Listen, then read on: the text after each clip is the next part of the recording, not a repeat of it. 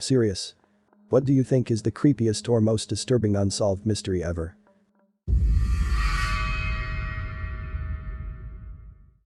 The death of Phoebe Handsjuk, who was found at the bottom of the trash chute in her luxury Melbourne apartment building where she lived with her boyfriend. Her death was ruled as suicide and is super sketchy. Her father tried multiple times to have a similarly built friend climb into the trash chute and they were completely unable to do it. Also, she had dinner plans with her boyfriend and grandfather and her hair straightener was found left on. Anyone who straightens their hair knows you check those things 85 times to make sure they're off before you leave the house. What's worse is the police mishandling. There was blood found in the apartment and broken glass. Neither were ever looked into. Her computer was never searched, despite being open recently used. CCTV footage of the building was never viewed. They also allowed the boyfriend to literally type his own statement to police. Oh, and his dad was a former Supreme Court judge. The boyfriend's next girlfriend also died by suicide, about 8 years later, to sketchy circumstances. The Hinterkaifeck murders. The farmer in Germany back in the 1920s had noticed mysterious footprints in the snow around his house. There was also strange stuff happening around the farm. Footsteps in the attic, a newspaper that no one in the family had bought, and eventually the house keys disappeared. What makes it stranger is that the housekeeper had left a few months prior, swearing up and down that the farm was haunted. The family suddenly went unseen for a couple of days. Their neighbors went to check on them, only to find the entire family as well as their newly hired housekeeper had been murdered. Most of the family had been led into the barn one by one and slaughtered with what's believed to have been a pickaxe. The maid and their youngest son were killed in their beds. The worst part is that the youngest daughter lived for a few hours after the attack. She spent the last few hours of her life lying next to her dead family in the hay of the barn and had torn chunks of her own hair out in that time. Despite the best efforts of the police, they never found out who murdered the family. Whoever it was stayed in the house after the murders. The neighbors saw smoke coming from the chimney and some of the food had been eaten. Still, 90-something years after the murders, no one really knows who did it. So I read this and other stories of women disappearing on cruise ships not long before I went on my 10th cruise. The second to last night, we open a bottle of champagne in our room, we leave for 10 minutes to visit a friend's cabin about 2 doors down, while staff services our room. We come back to the room and I have a single glass of champagne. I have a very high tolerance for alcohol and have never, not once become drunk after just one glass of anything, ever. After drinking one glass, we head to dinner. While at dinner, I start to feel woozy, queasy, and a little dizzy. I get up and excuse myself to head to the restroom when I suddenly remembered that all of the missing girls' friends and families stated they said they felt like I did and either left to go to the bathroom or to their rooms alone. I asked my husband to please accompany me as I was scared.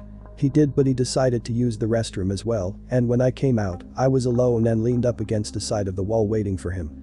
3 male cruise employees had been hanging around the restrooms and immediately tried to get me to let them help me back to my room. I repeatedly said I was fine where I was, and I thanked them. One man actually grabbed my arm and said he would take me back to my room and tried to forcibly move me. I was wobbly and wearing heels, so I just sat down, looked up at him, and yelled "No." My husband heard me yell and came running out of the restroom asking them what in the hell they were doing. The men changed from predators to pretending they were trying to help me. My husband took me back to our room where I apparently told him the entire story, which I don't remember because I have no memory, for about 8 hours. I have been roofied before and I believe I was roofied on the ship when a member of staff spiked the champagne in our room. My husband doesn't drink anymore, so he didn't have any. We reported the incident, but to my knowledge nothing came of it. I don't share this story very often, but I believe I was targeted, and if I hadn't been awake enough to yell no and had my husband with me, I would have ended up trafficked or dead. Unsurprisingly, this experience soured me on cruises. The West Memphis 3 case. 3 teenagers were convicted of the sexual assault and murder of some young boys based entirely on evidence of satanic worship such as playing D&D, listening to rock music, and being embarrassed. Literally no physical evidence linking any of them to the crimes. In fact, many of the eyewitnesses later came out and admitted they lied under oath due to pressure from police and local religious leaders. The confession was manipulated, tortured out of the youngest mentally handicapped suspect. Despite advances in investigative techniques and the testimonies of perjury, none of the convicted kids were released until 2010s, and even then, they had to agree to sign an Alfred plea. Admission that they could be convicted on evidence but without admission of guilt so that the state could close the case permanently. The actual killer was never found. The worst part is that a number of reliable witnesses came forward about seeing the kids in the company of a drifter shortly before they went missing, but were ignored because the pastor had a hate boner for these 3 kids specifically. Jonathan Luna. That one still stays with me. He was a lawyer from Baltimore who mysteriously left his office one night, leaving his glasses, which he needed to drive, and his cell phone on his desk. He then mysteriously drove through the late night and early morning hours through Delaware and New Jersey to a location in Pennsylvania, which was not the most direct route, where he was found dead in a creek with his car running and blood inside. On the drive to Pennsylvania, he used S-Pass for the first few tolls, then switched to paying cash after. There are many interesting theories, but it's never been solved. Homicide related to his job as an attorney. He did have a recent interesting case, as I recall reading somewhere as well, which might support this theory. His death was ruled a homicide by Lancaster County PA officials. The official cause of death was drowning after suffering stab wounds. Interestingly, a pool of blood in the back of the car supports this theory, since this would suggest he was back there and someone else was driving. Suicide related to a possible, but never proven, theory that he stole money from a bank robbery case he worked on, or a possible guilt over an extramarital affair, as he was registered on an internet dating site. He is also said to have had over $25,000 in debt. In the 1970s in Galway, Ireland, local kids would spook each other out by peeking at the bones in a secret chamber in field. Nobody really believed they were bones. Except one woman, Catherine Corliss, a local historian who, probably deducing that, if the Catholic Church, who owned the land, was involved, something sketch-af was afoot. It took years, but eventually, in 2017 I think, she managed to get the site partially excavated. The bones of around 800 babies and children were been found. Who had been chucking baby bodies into this chamber? Well, Catholic nuns of course. When? The Dark Ages. No. The 1950s-ish. Maybe till the 1970s. Why? Why the F were nuns throwing baby bodies into septic tanks? Why not? The babies were born to unmarried mothers, so, those dastardly teeny babies, born to women who were basically children themselves, were full of sin. So the baby bodies 800 remember were put there by nuns from the nearby mother and baby's home. The place where unmarried pregnant women were sent mostly in the 1950s to work as slaves, received little to no medical treatment for their pregnancies and births, and, if they were lucky, have their babies snatched from them and sold to Catholic parents in America or wherever. The less lucky babies and children died, or were killed and thrown into a septic tank. These were their remains. God's work. And okay, this is obviously solved, right? People went to prison, amends were made, etc., right? Nope, no one has ever been charged. No one has taken any real responsibility. And the Catholic Church is currently fighting very hard to have a place in the board of a national maternity hospital being built in Ireland. And they'll get it. Because, why shouldn't we trust them?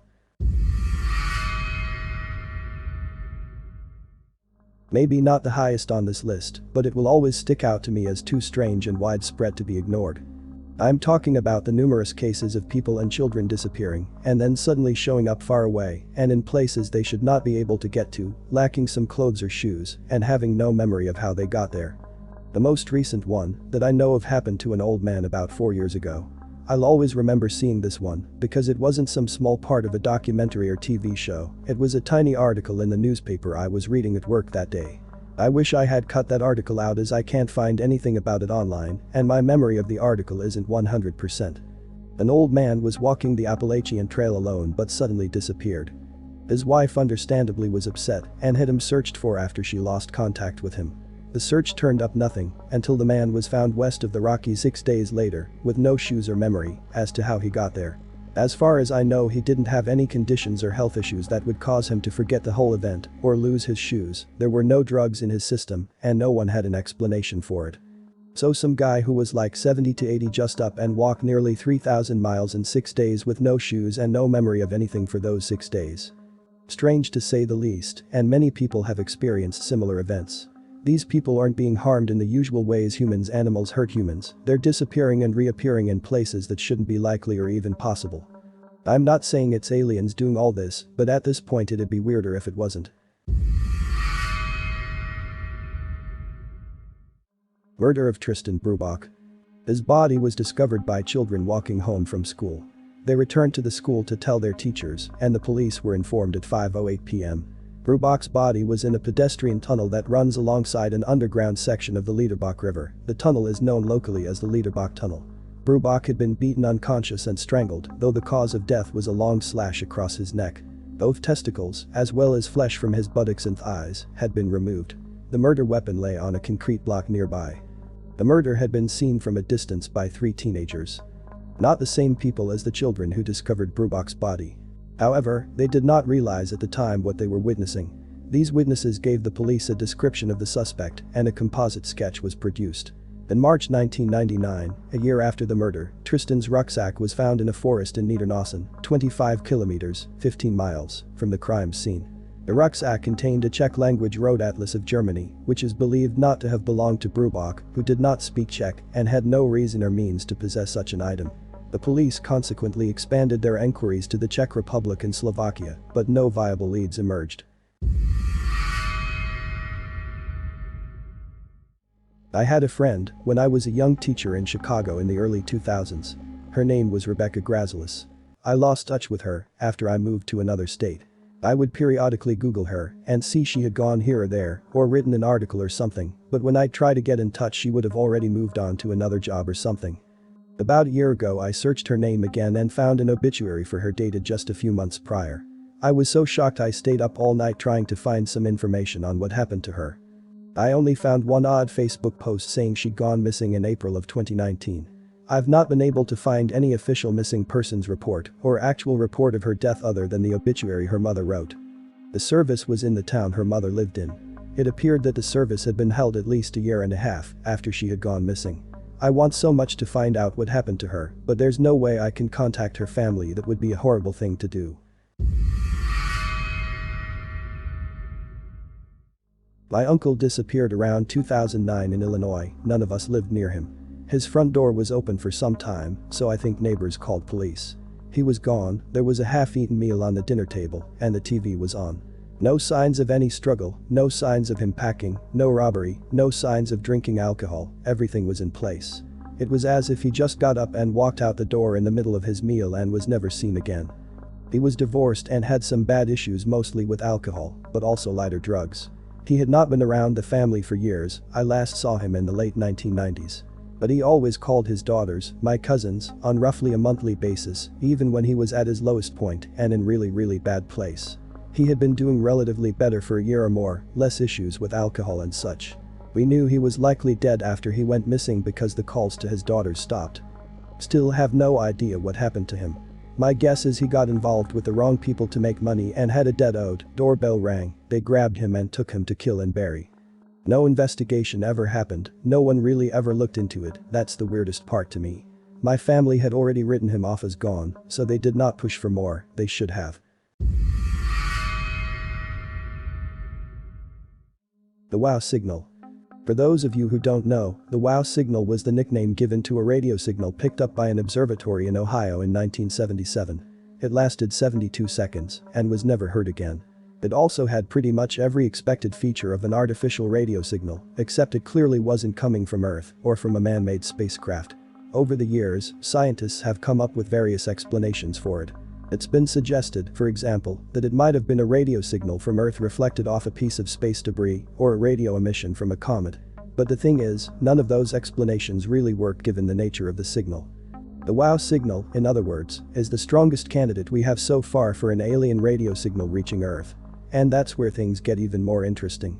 It turns out there's a sun-like star in the constellation Sagittarius, about 1800 light-years away, which is around where the signal originated from. So if the wow signal really was from aliens, it was sent over 1800 years ago. And that's what I find disturbing about this. We don't know what the wow signal was, but however you interpret it, the implications for humanity's place in the universe are unsettling. If it wasn't from aliens, that means we're probably the only intelligent species in our galaxy, if not the universe. If there were any other civilizations closer to us, we would have heard from them by now. If it was from aliens, though, that means there's a civilization out there much more advanced than us, since they would have had radio technology 1800 years ago. The disappearance of Kristen Smart. Happened back in the USA, California in my old hometown years ago. Disappeared in May 25, 1996, after attending a friend's party. Paul Flores was suspected as the perpetrator but wasn't arrested. She was presumed dead May 25, 2002. There was a big billboard about her disappearance and a reward her parents kept in front of their house even now. I remember growing up seeing it almost every week. It was suspected she was kidnapped in a rape attempt. Semi-recently, 2019, a podcast was started to reintroduce people to the case and call for justice for her disappearance. Her body is still yet to be found. On April 22, 2020, the Los Angeles Times reported that a search warrant was served at the home of Paul Flores in San Pedro, California. The Los Angeles County Sheriff's Department assisted detectives from San Luis Obispo County Sheriff Department in the search. It was reported that numerous items of interest were successfully found during the search. Among the items found in the search were date rape drugs and homemade videos showing Flores sodomizing and raping young women. Paul Flores was arrested February 11, 2021, under the suspicion of owning a firearm as he was a felon. On March 15, 2021, a search warrant was issued to search Ruben Flores's home, including the use of cadaver dogs and ground-penetrating radar. An older model Volkswagen was towed from the home of Ruben Flores after cadaver dogs searched the vehicle. On April 13, 2021, Paul Flores and his father, Ruben Flores, were taken into custody by the San Luis Obispo County Sheriff's Department in relation to the case. Paul Flores was charged with murder, Ruben Flores was charged with being an accessory. Investigations later concluded that Paul Flores attempted to rape Smart, although Dan Dow, district attorney of the county of San Luis Obispo, has stated that the statute of limitations has expired on a sexual assault charge. But murder committed in the course of rape or attempted rape justified first-degree felony murder charges. In September 2021, a judge ruled that there was sufficient evidence of guilt for the case to proceed to trial. The trial was set to begin on April 25, 2022, but has been delayed as a change of venue motion by the defense was granted on March 30, 2022. The case was moved to Monterey County, where it will be heard by Judge Jennifer O'Keefe at an undetermined future date. As of writing this summer they're finally going to court. So maybe there is hope she will finally get justice and her family can be at peace. Isidor Fink. In 1929, the lifeless body of Fink was discovered in a New York City apartment on East 132nd Street. It was a rough area and Fink, a Polish migrant, fitted multiple bolt locks to his windows and doors. He would joke, "Some night, I'll be robbed of everything, but they'll have a tough job getting in with the customers of his laundry business." At 10 p.m. on the 9th of March 1929, Mrs. Lachlan Smith, who lived in the apartment next to Fink's, heard several loud noises in rapid succession, from a gun, she thought, and she ran to Harlem Police Station to alert the police. First on the scene was patrolman Albert Cantonborn, who found the door was locked from the inside. He tried to get through a window which was atop the front door, but this was nailed shut. Cantonborn smashed the transom window. Some sources say the transom hinge was broken, but found no normally sized adult could get through. He sent a small boy in from the crowd which had now congregated. The boy reported he saw Fink with 2 bullet wounds in his chest and another on his left wrist when a locksmith had the door open. Some records have it that Cantonborn or another officer bashed down the door. A thorough search of the apartment found no weapon and no means of escape. Nothing had been stolen and money on Fink's person was undisturbed. The coroner reported that in no way could Fink have given himself those wounds, also noticing that Fink's wrist had powder burns, ruling out him being shot from the transom. The transom did open, but was nailed shut as Cantonborn had discovered. Police tore the apartment apart in the hopes of finding some hidden contraption or machine which Fink could have rigged up or fallen foul of, and found nothing. There was no murder weapon, no spent casings, and no signs of a struggle. Somehow, Fink was murdered by 3 distinct gunshots, then the assailant exited the apartment while managing the lock, the only points of ingress or egress from the inside.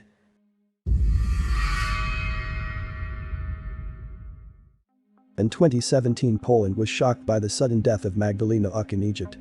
She went to Egypt by herself and was in phone contact with her boyfriend. Not soon after arriving in Egypt, she begged her boyfriend to get her back to Poland. Not soon after, she was sent to the hospital due to her aggressive behavior and she jumped out the hospital's window. She died. Many theories were out there. Was she drugged? Human trafficking? Was her boyfriend involved? Many videos were analyzed 1,000 times. The video of her FaceTiming with her boyfriend looking like someone is controlling what she said, her being super scared, the video of her being curled up in her hotel room. Apparently there were drugs found in her blood, yet Polish side wasn't able to confirm that. To this day, the police is not able to solve this case. What in the world happened to Magdalena? Maybe we won't ever know. It's been 5 years. Thanks for watching. If you like the video, please drop a like, and to stay up to date with my latest videos, make sure to subscribe to this YouTube channel by clicking the button under this video.